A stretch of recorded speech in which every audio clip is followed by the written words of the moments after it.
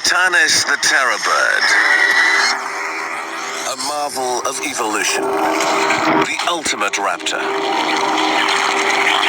Nothing quite like it exists on Earth today. Of three of the most evolved apex predators who lived 2 million years ago, wolves, saber-toothed cats, and terror birds, only one remains. It was survival of the fittest.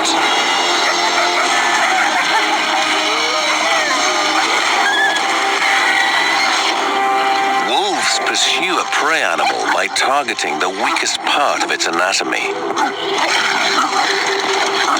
There's a big tendon that runs down the back part of the leg. They try to bite through that tendon, which it basically stops the animal. The animal can't run anymore. As the prey falters and panics, suddenly the wolves themselves are at risk. So now you're going to stick your nose and your teeth into this thrashing, kicking mass of prey animal. It'd be like sticking your face in a fan. The wolves fall on the victim, inflicting shallow wounds, causing the prey animal to bleed to death. And it's a slow death. In contrast, a saber-toothed cat was able to quickly overpower its prey. And they would clamp the sabers into the underside of the neck, the vulnerable part where you have all these lovely things like the windpipe and jugular veins and carotid arteries. And then they would pull their skull downwards. At the same time, they would pull their jaw upwards and then pull backwards, taking out that entire fold of neck and the associated structures with it. Oddly enough, these deadly teeth were extremely delicate. You can see the very elongate upper canines here at the front of the jaw, naturally. And if I turn it this way, you can see how narrow they are from side to side. So that is the sense in which they're delicate and vulnerable to being broken if hit from the side or bent from the side. So they have to hold this animal very strongly and immobilize it, and then apply 1 or 2 killing bites to the throat, we think, most likely. Both wolves and saber-tooths developed highly efficient methods for killing, but neither could match the bird's ability to deliver a mega blow.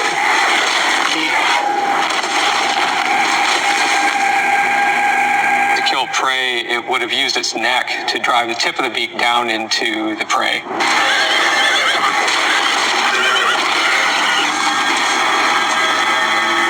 It's like having a really sharp spike at the end of a hammer. Think of it that way. Yeah. In all probability, the terror bird, or Titanus, strikes with a motion similar to that used by a present-day raptor. With the raptors I work with, the impact really is at the tip.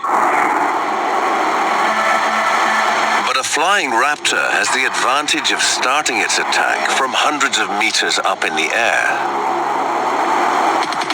And then when they see prey, they'll fold up their wings, flap their wings to dive in very quickly at the prey. When a hawk dives, it reaches a velocity of 200 kilometers per hour. By the time it strikes its victim, the force is tremendous. Could a flightless bird achieve the same strike force from ground level?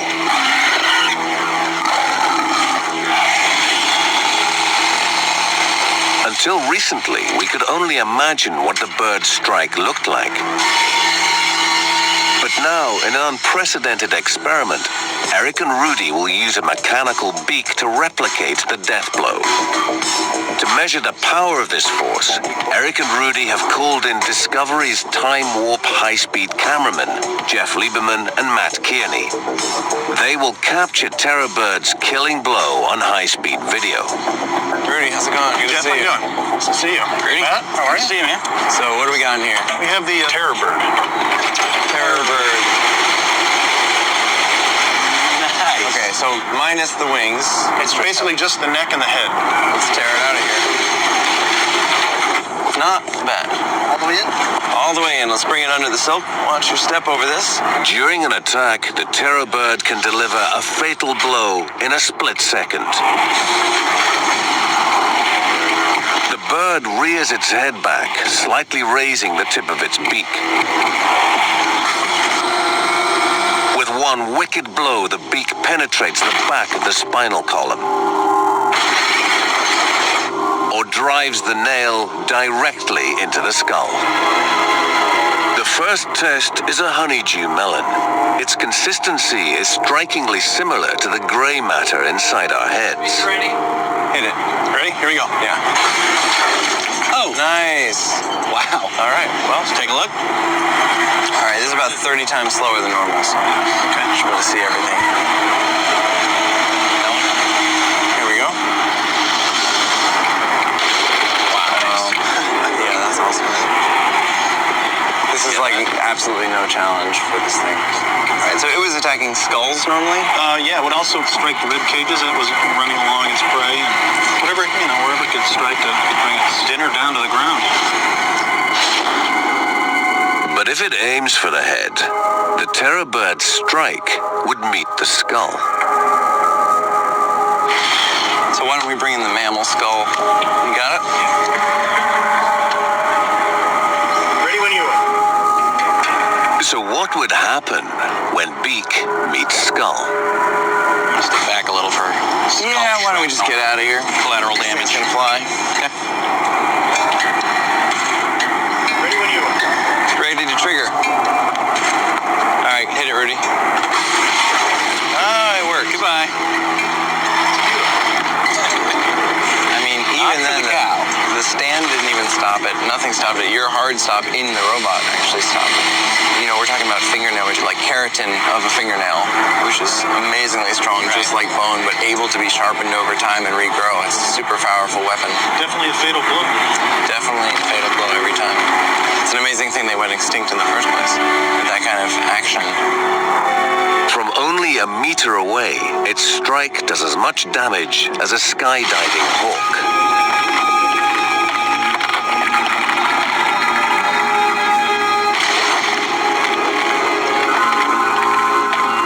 The terror bird's beak was an incredibly powerful weapon.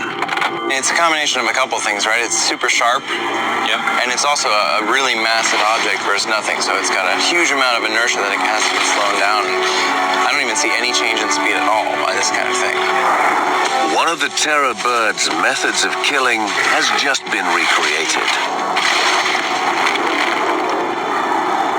Shards of bone, like shrapnel, are driven into the soft brain tissue. The other thing is, if you're watching this from land, this guy's moving 30 miles an hour, his beak moves 30 miles an hour, that's 60 miles an hour relative to ground where this thing is hitting something. So if you're hitting an object that's not moving directly away from you, that impact's much stronger than it is even here.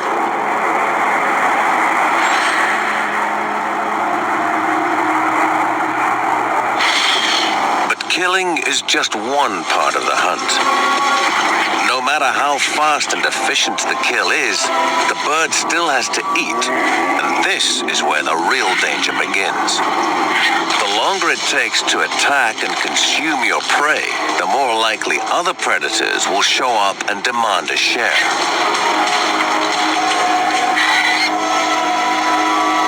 This being the case, the jaws and teeth of carnivores like the saber-tooth are perfectly designed to kill and rip apart flesh. One of the main advantages of having sabers is a very rapid kill. You're less likely to attract the attention of other carnivores because you get it over with quickly, not much noise.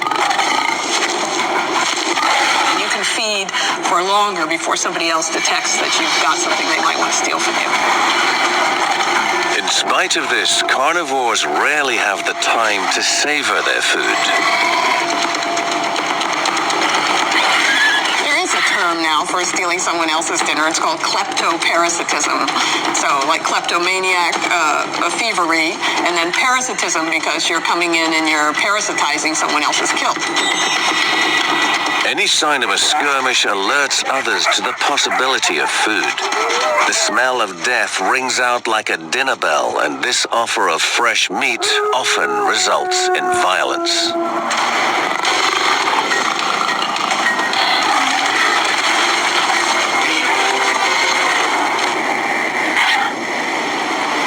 In spite of their stealthy nature, cats have a hard time hiding from a hungry bird.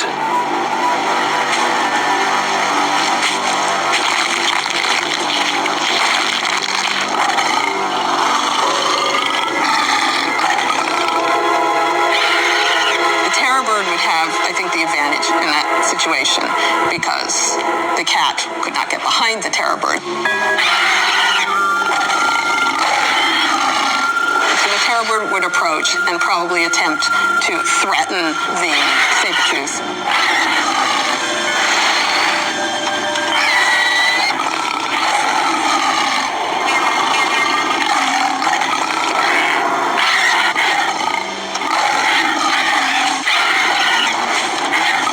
The terror bird would have been very imposing at standing upright so that a cat would be looking up at it, and this big bird with this very big beak would be looking down at it.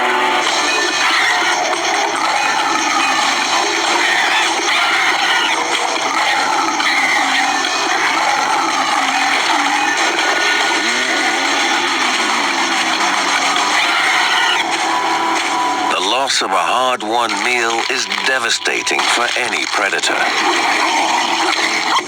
Wolves fear losing their kill so much that they bolt it down. A pack can easily turn a deer into a heap of bones within 20 minutes. They have what we call a carnassial pair of teeth, which work like scissors. They just cut meat. And they come together like shears.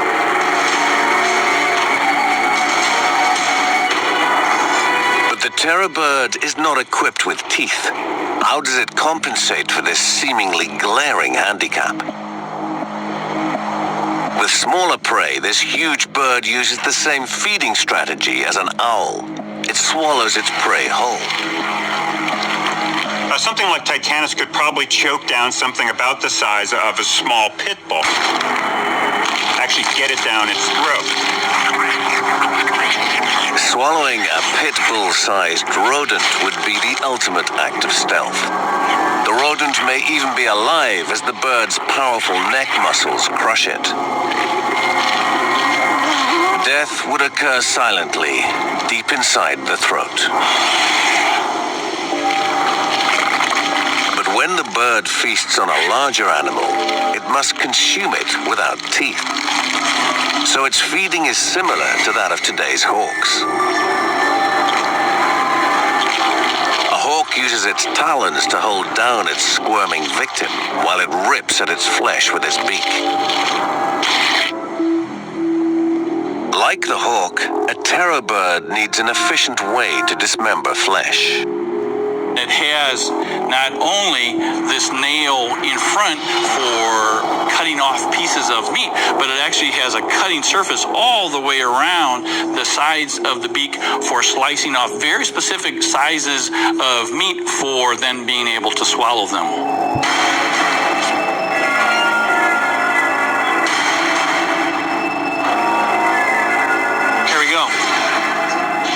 Everything we have seen about the terror bird illustrates why it is such a perfect predator.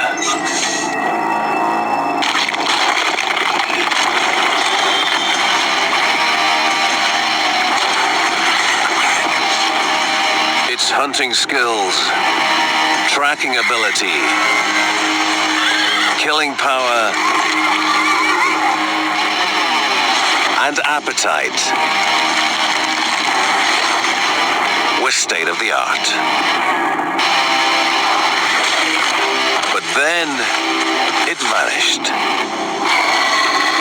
Just what happened to the terror bird?